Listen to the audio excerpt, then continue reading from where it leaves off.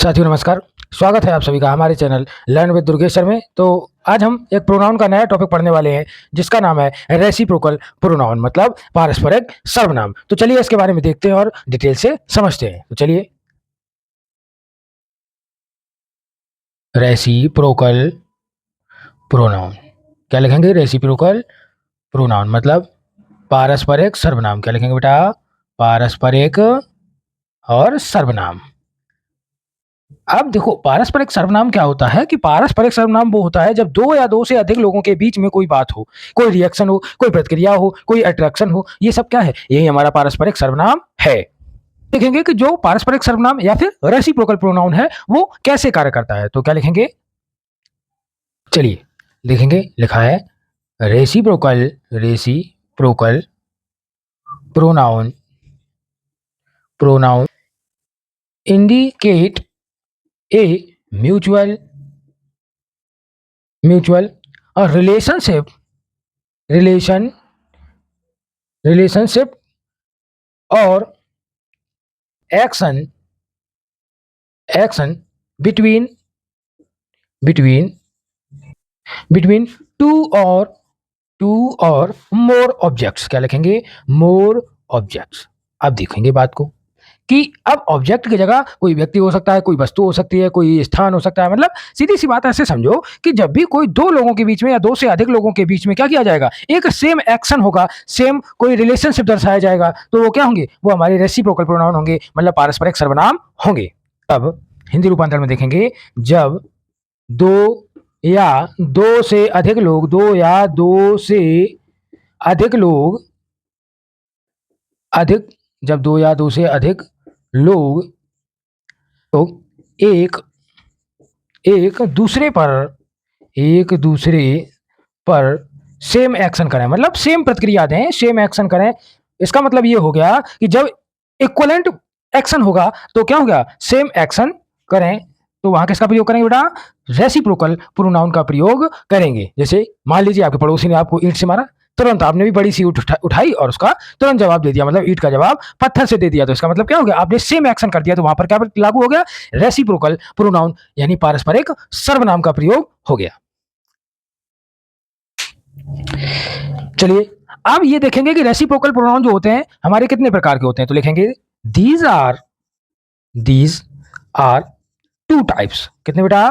Two types. ये कितने प्रकार के होते हैं? दो प्रकार के होते हैं। कौन कौन से होते हैं देखेंगे। इसका फर्स्ट होता है ईच अदर और दूसरा होता है वन एंड अदर। क्या होता है बेटा? One and other. बात समझ में आ रही है? ईच अदर और वन एंड अदर। अब ये कहां पर यूज होगा और किसके लिए यूज होगा? तो चलिए अब इसके बारे में हम लोग समझते हैं कि रेसिप्रोकल के जो टू टाइप्स हैं वो कहां कहां यूज होंगे और कैसे यूज होंगे। तो चलो देखते हैं।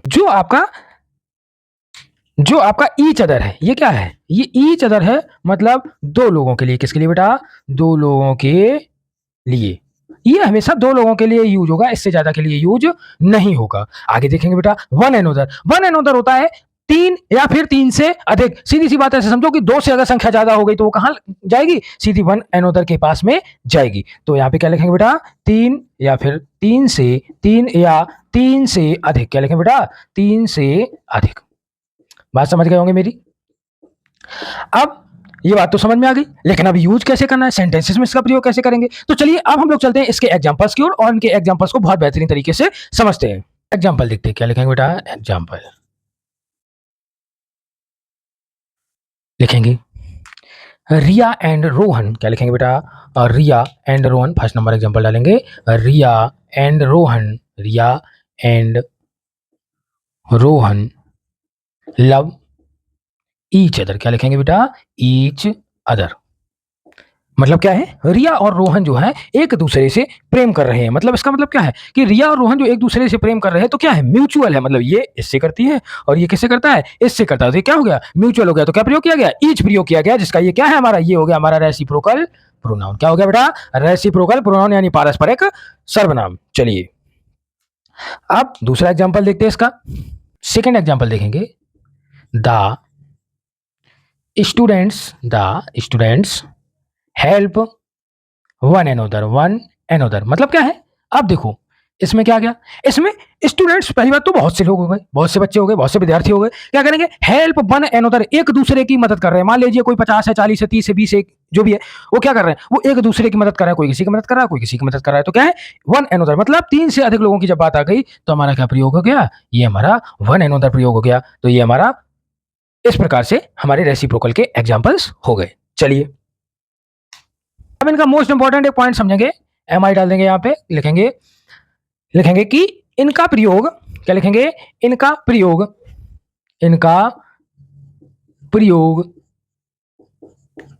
इनका प्रयोग पजेशन में भी किया जाता है। क्या करेंगे, पजेशन या पजेसिव, पजेसिव फॉर्म में भी किया जा सकता है, किया जा सकता है। क्या लिखेंगे, इनका प्रयोग पजेशन फॉर्म में भी किया जा सकता है। मतलब पजेशन क्या होता है, पजेशन मतलब होता है अधिकारवाचक। अधिकार का मतलब अपना अधिकार बताने के लिए, किसी चीज में अपना अधिकार जमाने के लिए, अपना हक जताने के लिए हम इसका प्रयोग कर सकते हैं। आप कैसे कर सकते हैं, चलिए देखते हैं। एग्जाम्पल लिखेंगे बेटा, फर्स्ट एग्जाम्पल डालेंगे,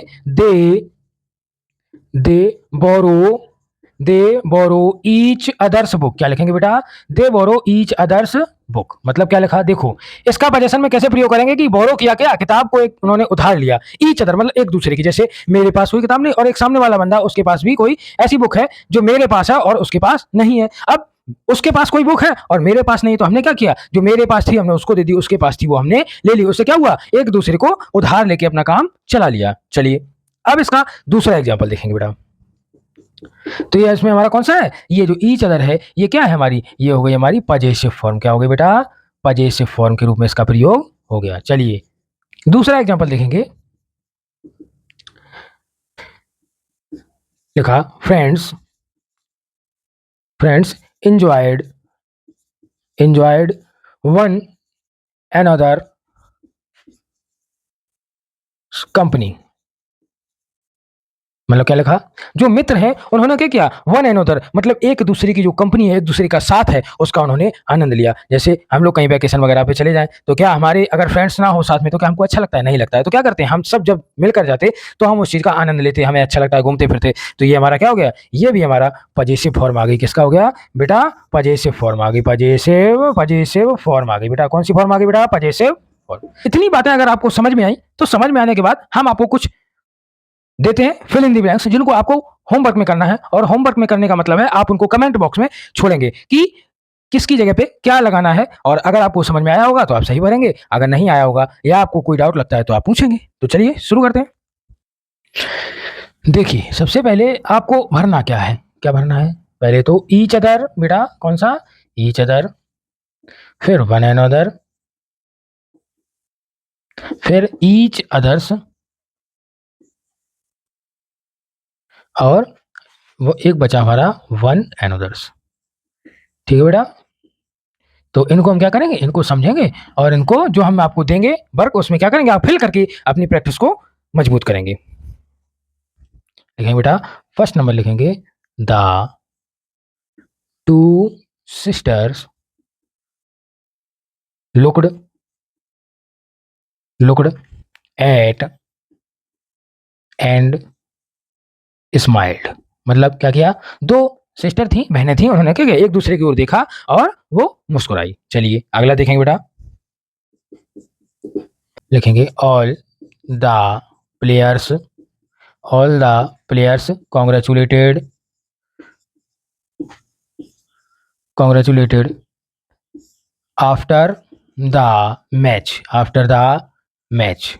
ठीक है बेटा, मतलब सभी जो खिलाड़ी थे उन्होंने क्या किया, उन्होंने एक दूसरे को बधाई दी। क्या किया, बधाई दी आफ्टर द मैच। किसके बाद बेटा, मैच के बाद। कब के बाद, मैच के बाद। चलिए थर्ड वन देखेंगे, लिखेंगे द बॉयज बोरोड। क्या करेंगे बेटा, द बॉयज बोरोड, आगे नोट्स। क्या लिखेंगे बेटा, नोट्स। मतलब जो बच्चे थे उन्होंने क्या किया, एक दूसरे के नोट्स जो थे उनको क्या कर लिया, उधार ले लिया। क्या कर लिया बेटा, उधार ले लिया। बोरो मतलब होता है उधार लेना।